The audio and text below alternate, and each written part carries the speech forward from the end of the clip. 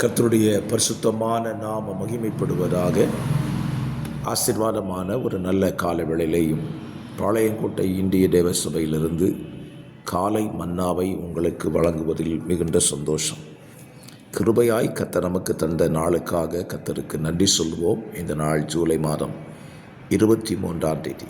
இந்த நாளுக்காக ஸ்தோத்திரம் பண்ணி ஜெபிப்போம். பரிசுத்த பிதாவே, நீர் இந்த நாளை தந்ததற்காக ஸ்தோத்திரம். இந்த நாளை எங்களுக்கு ஆசீர்வாதமாக நன்மையாக மாற்றித்தாரும். இந்த நாளிலே உம்மில் வாழ உமக்குள் பிழைக்க கர்த்தர்களுக்கு அனுக்கிரகம் செய்யும். இயேசுவின் நாமத்தில் பிதாவே, ஆமேன் ஆமேன். ஸ்தோத்திரம். இந்த நாளில் காலை தியானத்திற்காக யோசுவாவின் புஸ்தகம் 11ஆம் அதிகாரத்தை வாசித்து தியானியுங்கள். கர்த்தர் உங்களோடு கூட இந்த அதிகாரத்திலிருந்து பேசுவாராக. இந்த அதிகாரத்தில் இந்த காலை வேளை தியானத்திற்காக நமக்கு ஒரு வசனத்தை வாசிக்கலாம். அதனுடைய 15ஆம் வசனம், கர்த்தர் தமது தாசனாகிய மோசேக்கு எப்படி கட்டளையிட்டிருந்தாரோ அப்படியே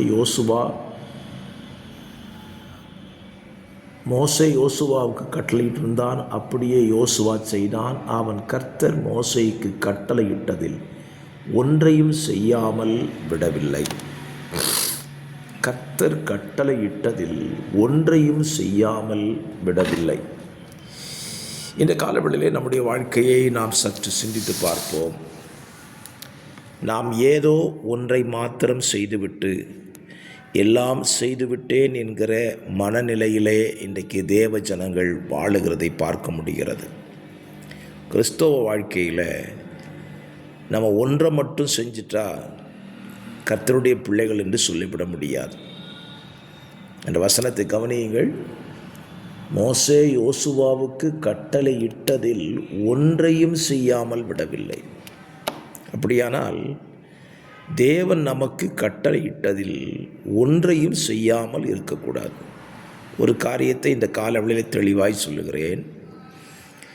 இயேசுவை நீங்கள் ஏற்றுக்கொள்வதற்கு முன்பதாக உங்கள் மனம் விரும்பினபடி அல்லது பிசாசு சொன்னபடி எல்லாம் நீங்கள் நடந்திருக்கலாம், வாழ்ந்திருக்கலாம்.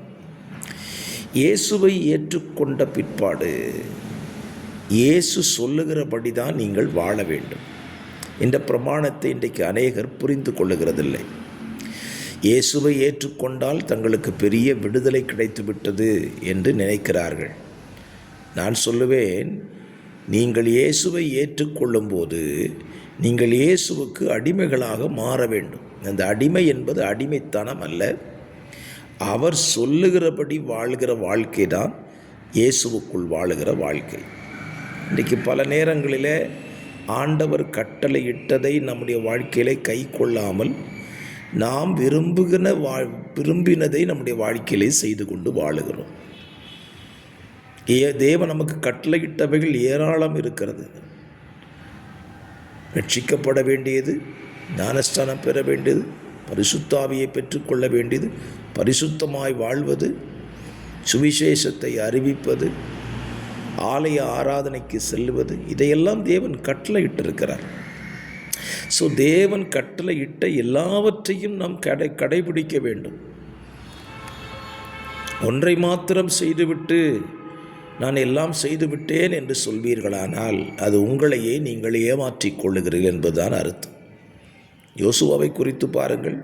மோசே என்னெல்லாம் சொன்னாரோ எல்லாவற்றையும் செய்து முடித்தான். அதனால்தான் இந்த வார்த்தையை கர்த்தர் வேத புத்தகத்தில் இப்படி எழுதியிருக்கிறார். நம்முடைய ஆண்டவராய் இயேசு கிறிஸ்துவை கவனியுங்கள். சிலுவையிலே அவர் முடிந்தது என்று சொன்னால் பிதா தனக்கு கட்டளையிட்ட எல்லாவற்றையும் அவர் செய்து முடித்திருக்கிறார். ஆகவே தான் முடிந்தது என்று சொன்னார். இன்றைக்கு நம்முடைய வாழ்க்கையை யோசித்து பாருங்கள். ஆண்டவர் நமக்கு கட்டளையிட்ட எல்லாவற்றையும் நாம் கை கொள்ளுகிறோமா? அதன்படி வாழுகிறோமா? அதற்கு ஒத்த ஒரு வாழ்க்கை நம்மளில் வாழப்படுகிறதா என்பதை சிந்தித்தீர்களானால் எத்தனை நலமாயிருக்கும்.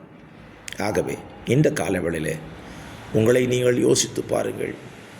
கர்த்தர் கட்டளையிட்டதுக்கெல்லாம் நான் கீழ்ப்பிடித்திருக்கிறேனா? அதை கடைபிடித்திருக்கிறேனா?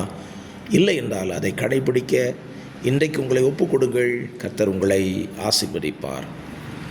பரிசுத்த பிதாவே, இந்த காலவேளையிலே தந்த வார்த்தையின்படி நீங்கள் எங்களுக்கு கட்டளையிட்ட எல்லாவற்றையும் கை கொண்டு செய்ய எங்களுக்கு கிருபை தாரும். உங்களுடைய பிள்ளைகளை அப்படி நடத்தும். இயேசுவின் நாமத்தில் பிதாவே, ஆமென்.